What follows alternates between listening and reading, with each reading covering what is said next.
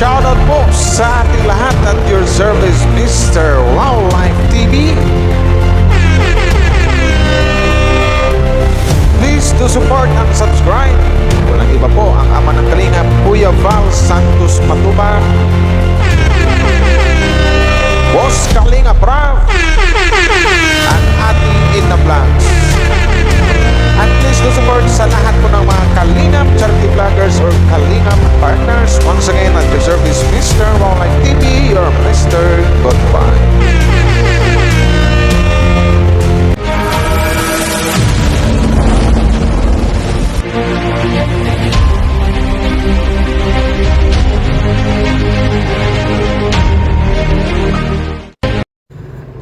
So hello guys, mega love shoutout po sa inyo lahat, no? Dito po sa buong team Kalingap at your service, Mr. Wildlife TV. At saka si Miss Im's Life, pakita mo ulit, ipakita ng tawa ulit pa. Miss Im's Life. Yan. So, tamang ngiti lang, yung ngiti na hilaw.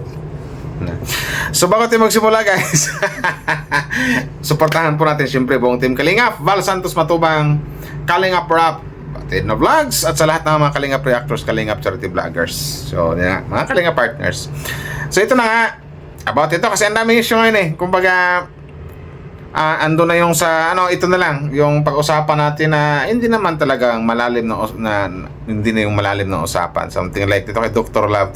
Shoutout Dr. Love, mayong adlaw si Muha. Shoutout kay Sangkay Loans, shoutout sa Karaba. Something like, kasi ito na yung, kumbaga, Dr. Love versus Sangkay, Dr. Love versus Karaba, which is sila ni Teacher N, Gandang Imi, at medyo yun mga, at saka yung mga Andares, yung mga nasa Karaba, sila ni hindi ko mabanggit yung pangalan na nasa dila ko na hindi ko na mabanggit eh. So nangyari kasi, ayun na nga, doon sa awayan nila ni Sangkay na something like na parang nagkapersonalan talaga sila, kasi noon pa man talaga na for how many, siguro isang buwan na yata na parang hindi, o parang wala sa parang hindi maayos yung nila ngayon ni Sangkay at saka ni Dr. Love, na dumating na rin sa puntong unang-una na alam naman natin na medyo mainit sila sa isa't isa. Tapos ngayon, sa bagong issue nila ngayon, wala tayong kakampihan dito. Aray ko. Wala tayong kakampihan dito guys. Kumbaga tamang lang tayo. Magbigay tayo ng komento dito sa mga nangyayari dito sa mga dito sa dalawa. Kasi lang. Yan. Ang gulo ng charger eh. Kasi yung away nila ni naintindihan ko si Dr. Love kung bakit nag-react siya ng ganon, kasi yun na nga ang na-content nga daw ni Sangkay Loans, na which is na-content rin ni Kuya Val, yung kanyang anak na si yung may channel din na content ni Sangkay Loans. So dito naman bigyan natin ng magandang mga explanation, yung gitna ka lang. I-try natin magpaliwanag na yung tipo na sa gitna ka lang. Unahin natin si Sangkay, Dr. Love versus Sangkay. Normal, or naintindihan ko, normal na kay Dr. Love na mag-react siya ng ganon, or something like na may galit talaga siya, something like magalit siya sa isang Sangkay Loans, kasi ayun na nga, na-content ni Sangkay yung bagong Kalingap yung bagong Kalingap na which is yung anak niya. So ando na yung normal na yung sa isang tatay, sa isang ama na ipagtanggol yung kanyang anak. Tsaka depende na rin naman kasi alam natin na talagang wala o hindi maayos yung hindi maayos ang relasyon ni Sangkay at saka ni Dr. Love.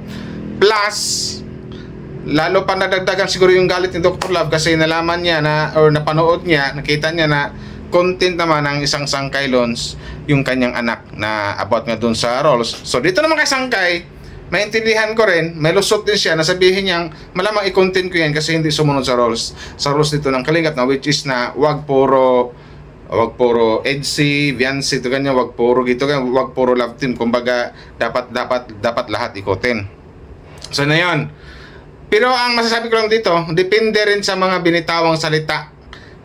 Depende rin sa mga binitawang salita ni Sangkay, or baka mayroong sabihin natin na baka mayroong nasabi ang isang Sangkay. Actually hindi ko pa napanood.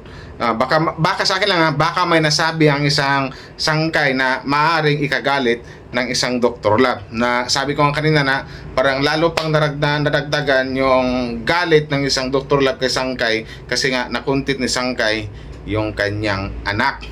So yun, Dr. Love versus Sangkay. So siguro malabong maayos yan kung true sokmed lang, true content lang, mag-rebuttal sila, magsagot yung isa, malabong maayos yan. Siguro, maayos lang siguro yung dalawa na yan kung mag-uusap sila through video call or something like, magkita sila sa personal, pag-usapan yung mga dapat pag-usapan, dito ganyan, kung anong problema, kung anong punot dulo, gano'n, so maayos yan. Pero, sa ngayon, mukhang malabo yan kasi maraming pambanat si Dr. Love kay Sangkay.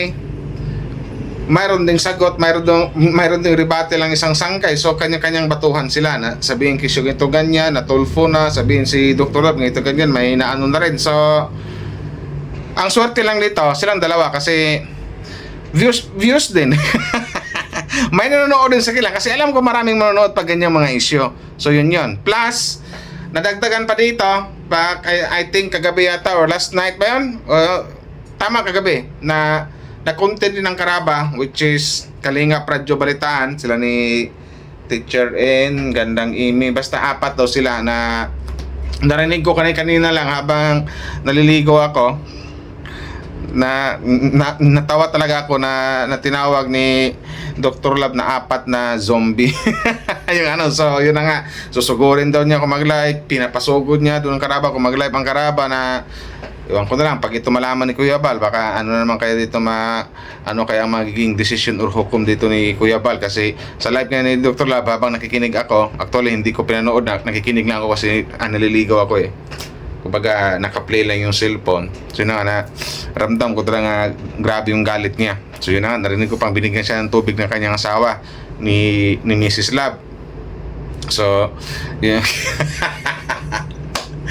Talagang ang galit talaga ni Dr. Love dito sa Karaba. So dalawa na yung nagiging kalaban dito ni Dr. Love, si Sangkay at saka yung Karaba. So hintayin na lang din natin mamaya kung ano yung masasabi ng Karaba. Importante baka ma-content rin ni Kuya Val, ang founder ng Kalingap, kasi talagang sobrang galit yung pinakita kanina na yung tinawag na zombie, mga walang GMRC daw, teacher ka pa naman, bakit ganito ganyan. So maraming mga sinasabi, mga binibitawang salita ni si Dr. Love. Kaya natapos kong maligo, naka-live pa siya, nakapag-comment pa ako na natawa na ako kasi napa-English pa siya si Dr. Love. Laugh trip pala pag medyo magalit si Dr. Love. So, ayun yung nangyayari, guys. So, abangan natin mamaya kung ano yung masasabi ni Kuya Val at sa mga ibang reactor siguro, lalong-lalo sa Karaba, kung ano bang masasabi ng Karaba about dyan na topic nila si Dr. Love. So, malamang given na rin na may topic na si Dr. Love. At saka depende kasi yan sa mga bitaw ng salita. Unang-una dito kay Sangkay, kung maayos naman siguro, ito hindi ko sinabing pangit or maganda yung konti ni Sangkay kasi actually hindi ko pa napakinggan. Siguro kung medyo medyo may pahapyaw lang na pag-content or something like na parang something like pangaral, ganyan. Pero kung pag-content na medyo mabigat na yung mga sinasabi, na medyo so malamang sasagutin tong ama, si Dr. Love, kasi na-content ka doon sa Sangkay yung kanyang anak. Dito naman sa Karaba, ganun din. Depende na lang din yan sa mga binibitawang salita ng mga host dito kay Dr. Love. Kung hindi naman ka siguro, kung hindi naman siguro masyadong mabigat, siguro ang isang Dr. Love siguro, hindi siguro ganun na lang ang kanyang galit yung live niya kanina. Pero malaman natin mamaya yan. So gawan ko na siguro ng part 2, pakinggan natin ang bawat kampo. Pakinggan natin yung upload ni Sangkay, yung live ng Karaba, kung ano ba talaga, kung bakit nang kaganito, bakit galit na galit ng isang Dr. Love at in ngayon ang pangalan ni Dr. Love at maraming nagkaka-views dito kay Dr. Love, sa totoo lang. Sabi rin yan ni Kuya Val Santos Matubang. Di ba? Pag si Dr. Love ang thumbnail, may views na talaga kayo. So, Dr. Love, ita-thumbnail kita sa content na ito. So yun na guys. So gawin ko ng part 2 no, kumbaga pakinggan ko lang muna kung ano ba yung mga sinasabi ng Karaba, kung bakit ganun na lang ang galit ng isang Dr. Love. So ano rin ba yung mga sinasabi doon sa upload ni Sangkay kung bakit gano'n lang din ang galit ni Dr. Love. Pero siguro given na yun na magganon si Dr. Love, kasi alam natin na talagang hindi maayos yung relasyon ng dalawa between Sangkay and Dr. Love. Ang mga dito sa Karaba, baka may nasabi silang maring nasaktan or magalit ang isang Dr. Love. Kasi depende kasi yan sa bitaw ng pananalita mo. Dawi ka mag-deliver ng mga paliwanag o reaction, kasi may mga reaction na kung pakinggan mo, nakaka-bad trip, nakakainis. May mga reaction din na mayroon kang makukuhang aral, mayroon kang matutunan, something like that. So, Dr. Love, ganon ka pala magalit, no? May halong pa English, tapos medyo, basta easy lang Dr. Love, kasi alam ko, mayroon kang ngayon. So, isi-isihan mo lang. So, yun lang yun. Dr. Love versus ang Kylons, Dr. Love versus Karaba, yung mga tinatawag. may tinawag ng zombie. Sabi niya, zombie, ano ba yan? Basta sila apat, si Teacher In, Gandang Amy, yung dalawa si basta kasamahan kin dati sa Karipa yun na nga. Tapos yung Karaba na sila, Kalingap Radyo Balitaan. Tapos papalitan nga doon ni Dr. Love ng DDS daw. Dr. Love Dit Squad. Love trip din to, talagang comedy rin to si Dr. Love. So yun lang guys, hintayin natin mamaya kung ano yung masasabi ng Karaba or kung ano yung masasabi ng founder ng Kalingap, Kuya Val Santos Matubang. So yun lang guys, hindi ko na pahabain to. Pakinggan ko na lang itong mga banat-banat nila ngayon. Sila na yung i-reaction ko. Lang, in a good way, in a nice way. So maraming salamat guys. Hanggang dito na lang. Wow Life TV. Bye-bye!